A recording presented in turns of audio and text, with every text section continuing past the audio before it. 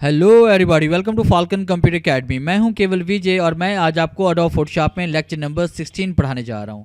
आज हम बात करेंगे कस्टम शेप्स के बारे में कि हम एडोब फोटोशॉप में शेप्स किस तरह से ऐड कर सकते हैं। लेक्चर स्टार्ट करने से पहले आप हमारा चैनल सब्सक्राइब कर लें और बेल के आइकन पर क्लिक करें ताकि मेरी आने वाली जितनी भी वीडियोज़ हैं उनकी नोटिफिकेशन आप तक बआसानी पहुँच सके। स्टार्ट करते हैं आज का लेक्चर। सबसे पहले आप एक न्यू फाइल बनाएं, फाइल पे क्लिक करेंगे, न्यू पे क्लिक करेंगे और उसके बाद आपने ओके पे क्लिक करना है। न्यू फाइल बनाने के बाद आपने टूल बॉक्स से यहाँ पे क्लिक करेंगे शेप्स पे और उसमें आपने लास्ट वाली कमांड को सिलेक्ट करना है custom shape. Custom shape select करने के बाद आपके सामने ऊपर प्रॉपर्टी बार पे कस्टम शेप की देखिए तमाम कमांड यहाँ पे नजर आ रही हैं। आपने यहाँ पे क्लिक करना है। क्लिक करने के बाद आपने इस पॉइंट पे क्लिक करना है। इस पॉइंट पे क्लिक करने के बाद आपने लोड पे क्लिक करना है। लोड शेप पे हम आएंगे और लोड शेप पे आने के बाद आपने उस ड्राइव में चले जाना है जिस ड्राइव में आपने शेप्स को डाउनलोड करके रखा हुआ है।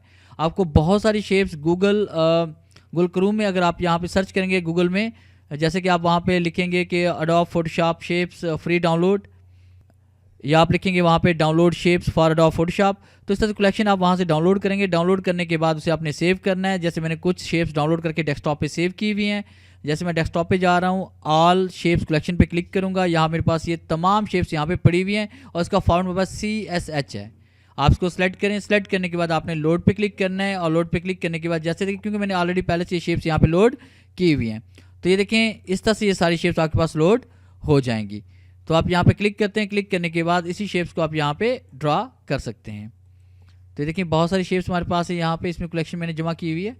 तो इस तरह से बहुत सारी शेप्स को आप यहाँ पे ऐड कर सकते हैं और उसे डिफरेंट पर्पज़ के लिए आप इसको यूज़ कर सकते हैं।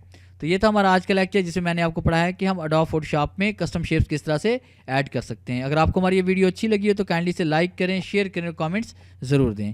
थैंक्स।